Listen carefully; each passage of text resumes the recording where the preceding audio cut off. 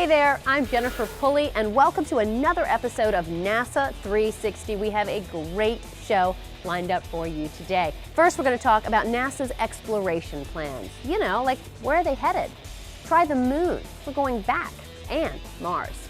Then, for all you gearheads out there, we're going to show you how Indycar and NASCAR are using some NASA technologies in racing. But first, let's talk about this behind me.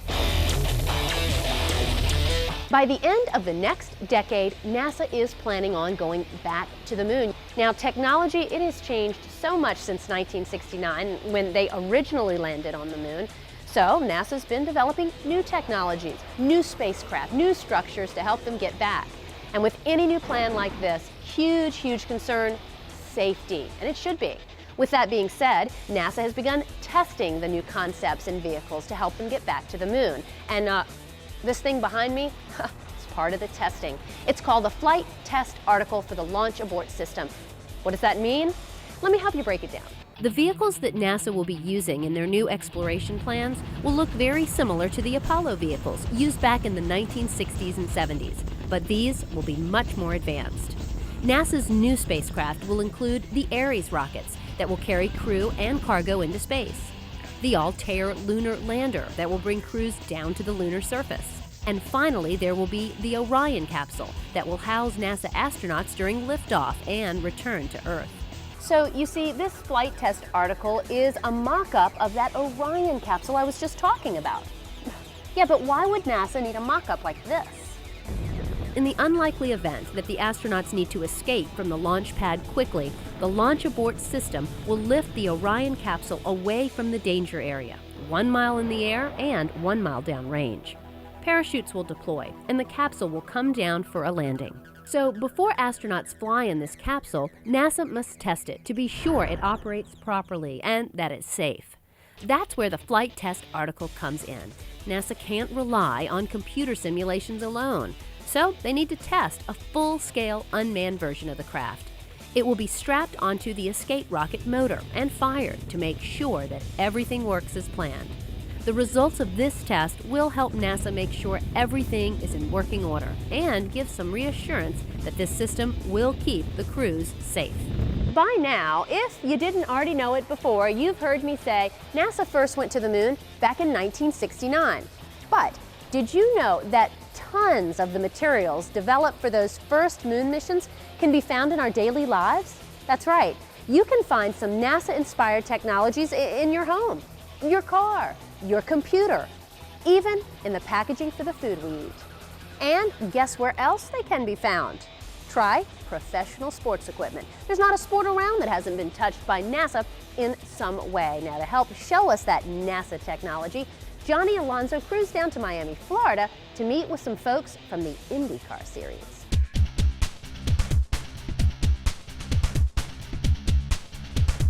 How's it going? Johnny Alonso. Let me ask you something. If you had to guess, what would you say is the most popular spectator sport in the world? Football? Soccer? Basketball? Yeah, those are all popular, but one that doesn't come to mind as quickly is auto racing.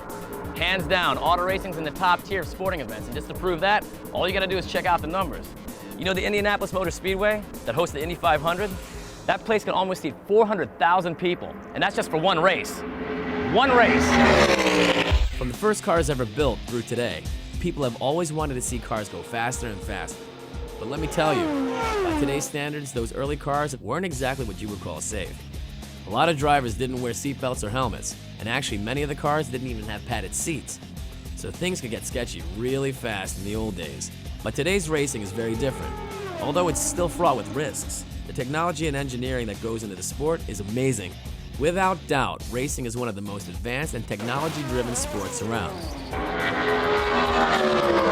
Okay, so what does NASA have to do with racing?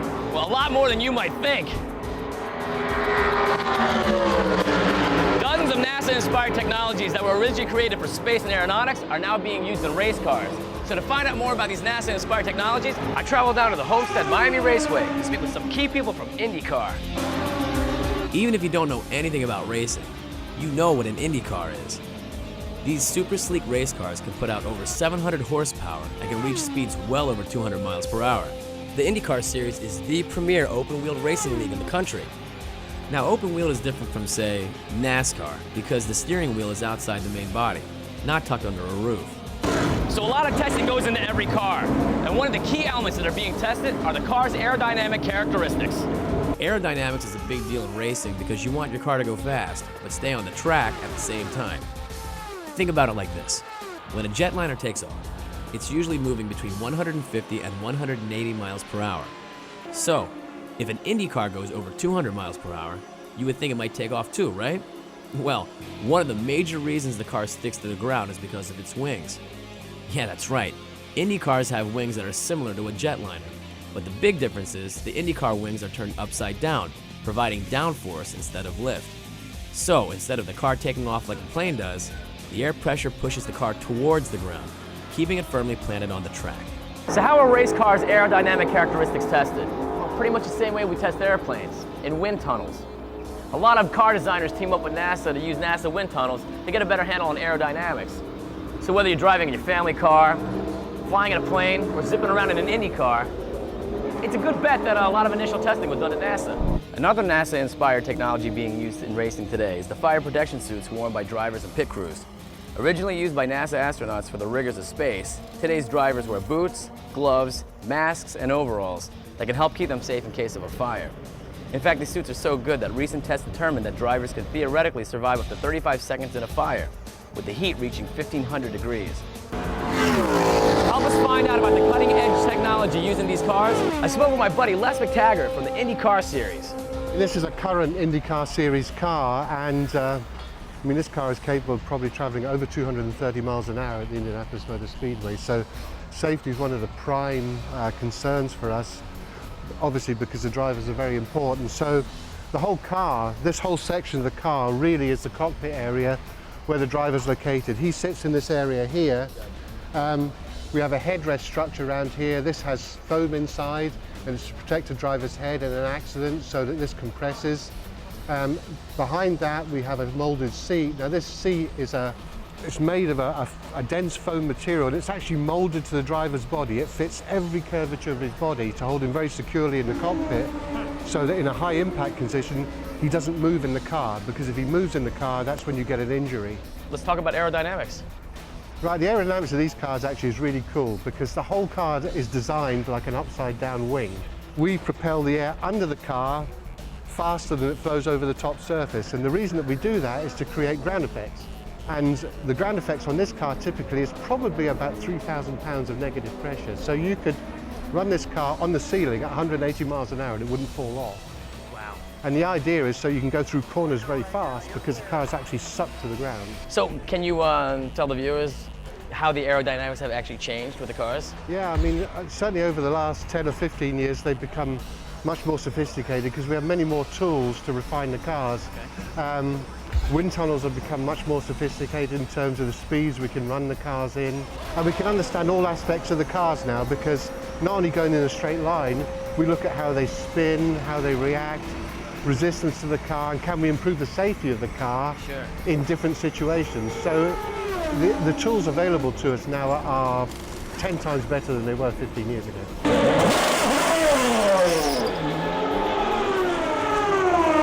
Safety is very important to us, and we're constantly looking at new technology to try and improve the situation for the drivers, because all we can do really is minimize the risk, and anything that we can improve, as I say, we're constantly looking at structures and different mechanisms to make it better. Drivers have also benefited from other NASA-inspired technologies.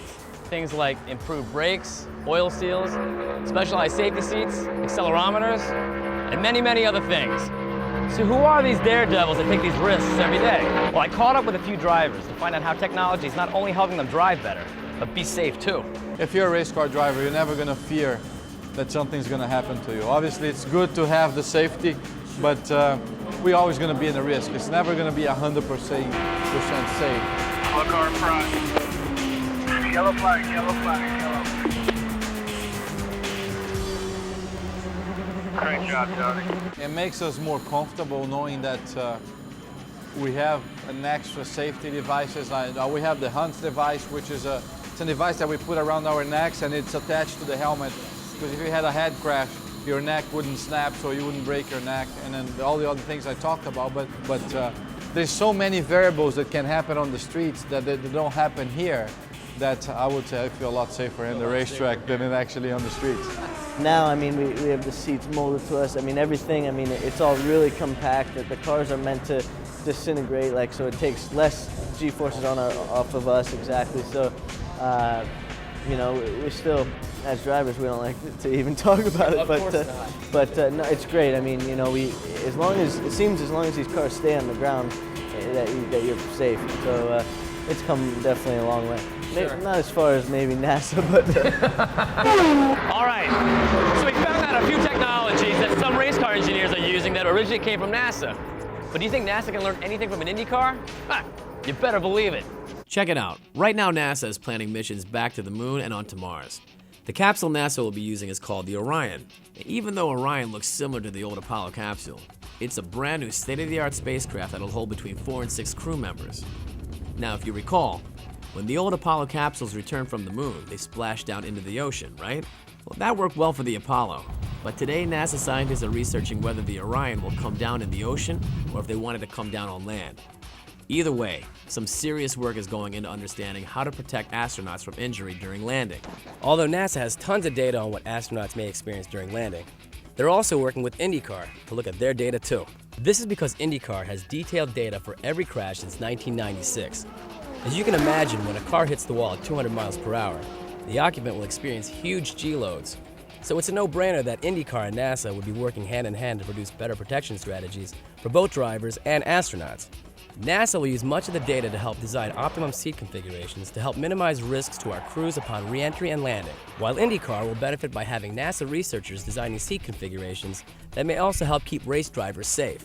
So whether in spacecraft or in race cars, both groups are working hard to provide the best protection for vehicle occupants.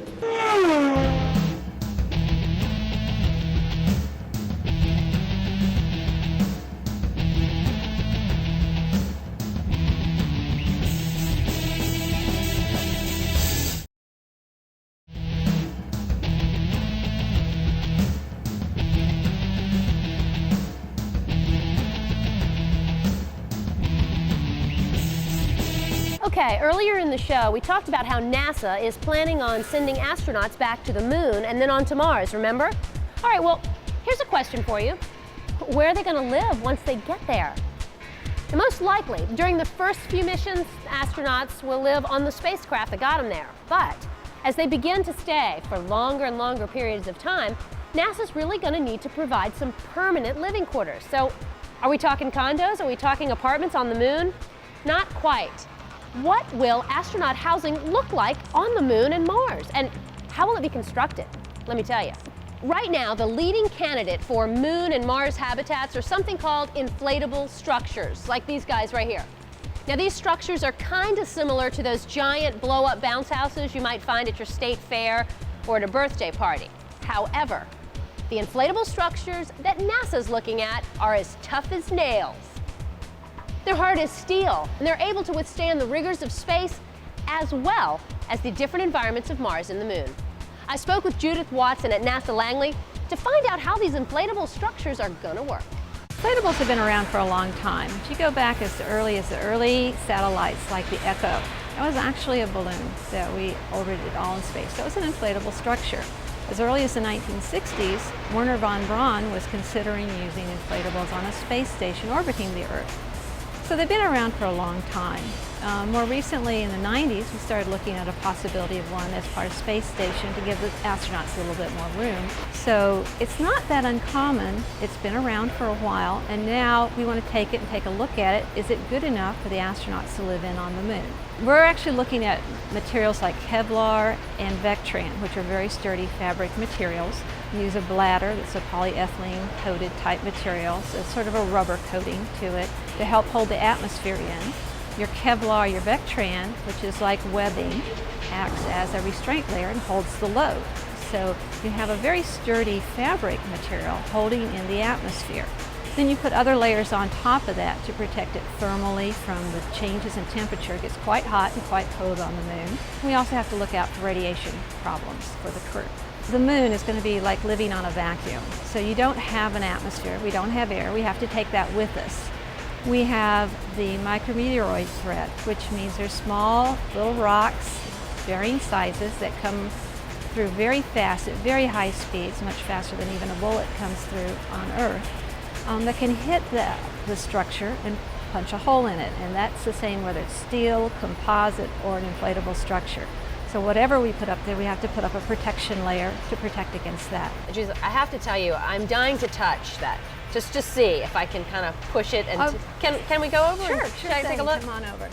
It can be hard as steel. Right now, it's only pressurized like 0.1 psi. Right. We want to go to 9 psi, so that's like going from 1 to 100.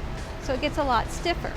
So if you push on this, you can push on it a little bit. Yeah, it's a little give to it. It gets a little give, but in reality, once you really bring it up in pressure, the way that it's going to be on the moon, it's going to be as hard as steel. To give you an example of it, here's my trusty basketball. Basketballs are basically inflatables in their own right. They have a certain type of material on them. They're actually even coated with rubber, not unlike what we're going to coat the inside of this guy.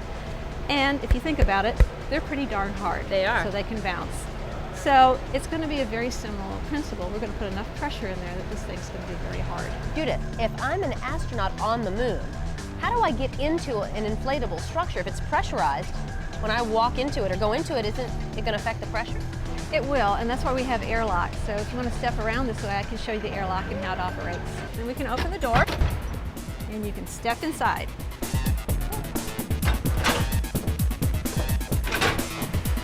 And here you go. Oh, wow, this is amazing. Earlier you were talking about the bladder. Yes. Okay. Describe what you mean by the bladder of this structure. Okay, the bladder's this inside layer. It's coated in polyethylene, which is like a rubber, and that's to keep the air from going out. The idea is we don't want this even leaking a little bit. Anything in space is going to leak a very small amount. Right. So we want them to keep their air as long as possible. So we've got that on the inside, and it usually doesn't maintain the structure, the tension that's caused by the air. It's just here to protect the air from going out. Okay. So it's a little bit larger, so there we get little wrinkles sometimes if it's not totally inflated like it is right now. It's very stretchable. Very stretchable. So that's what the inside is made out of. All right, Judith, I think we're equalized. We ready to go? Sure thing.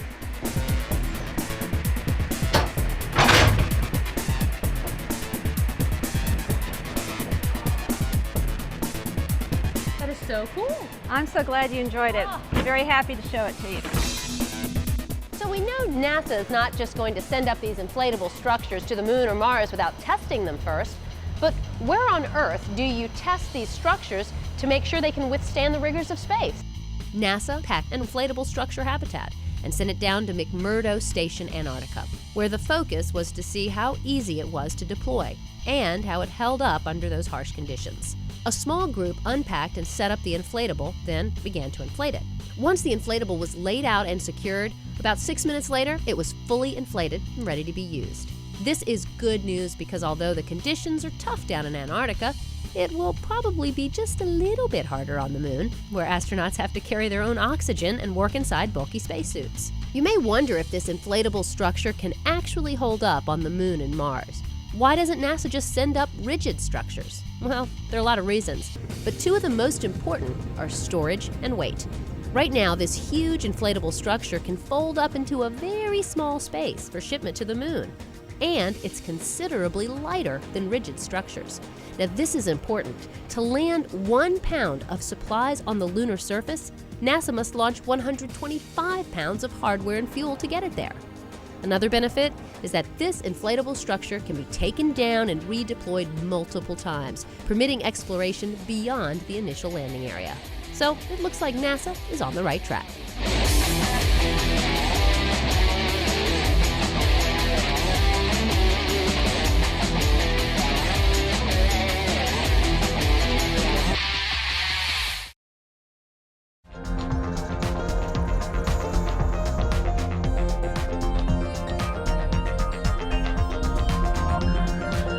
Okay, so earlier in the program, we showed you how NASA's working with the Indycar series to help make changes in safety and technology. But they're not the only racing series that NASA's working with. That's right, NASA's also helping NASCAR to help make improvements in their cars too. Of course, many of the NASA technologies found in Indycar and NASCAR are the same.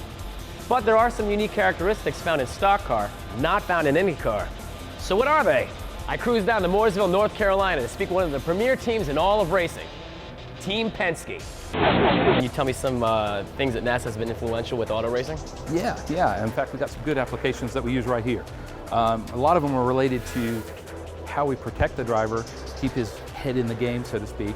Obviously, one of the byproducts of combustion is carbon monoxide. It's bad stuff. Now, many drivers have complained about headaches, nausea, and dizziness. So, to help these drivers with this type of sickness, Team Penske once again worked with NASA. The solution came from a NASA project called the Low Temperature Oxidation Catalyst that was originally designed for use on space-based atmospheric lasers. So Penske engineers took the basic idea from NASA and then designed a catalytic air filter that removes over 99% of all airborne particles. Once the particles are removed, the air is cooled and pumped into the driver's helmet, giving them fresh, clean air. With this new development, carbon monoxide sickness in drivers may soon be a thing of the past. And this may seem pretty obvious, but one key difference between IndyCar and NASCAR is that NASCAR vehicles have a roof. So why is this so important? Well, one big factor is heat. In an IndyCar, the driver is exposed to a 200-mile-per-hour wind stream, which keeps them relatively cool.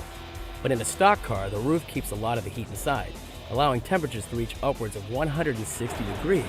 To combat this, NASCAR teams began insulating car cockpits with the same type of thermal protection system that protects the space shuttle when it re-enters the Earth's atmosphere.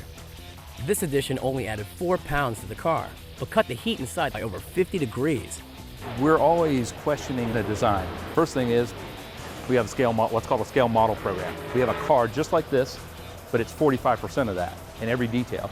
We'll blow that and do design studies on that to figure out, how things work. Right. Second thing is, we'll take these full cars and we'll blow them in a wind tunnel. Sure. We've done it at Langley. NASA wind tunnel. There you go. Langley.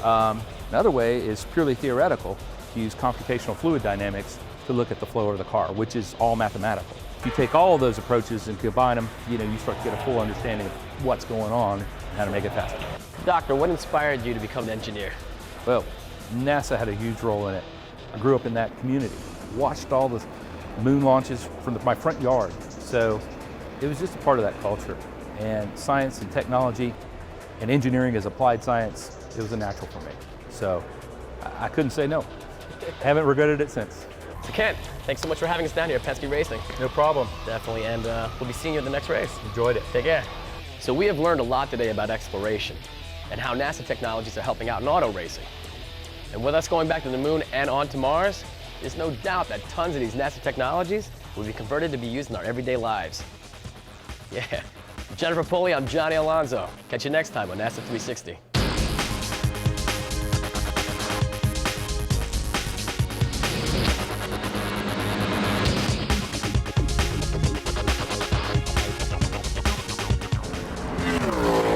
Help us find out about the cutting technology to cutting edge. What about the most And how NASA technologies are helping out. Again? Dozens of NASA. Yeah. Ready? Okay. So what is that? So Kent, thanks for having me down here at Penske Racing. No problem. And Enjoyed it. we'll be rooting for you too. Do it again. So Kent, thanks so much for having us down here at Penske Racing. No problem. Come back anytime. Enjoyed it. Definitely, and we'll be voting for you. Jeez, I can't get this done. They're moving the car, I'm moving up. Voting, rooting. or actually can be found? So to find out what some more of these NASA-inspired technologies are, I came here. Ah, that was it. Driving in a family car, zipping around in an Indy car. Sure bet that, whatever, the last line.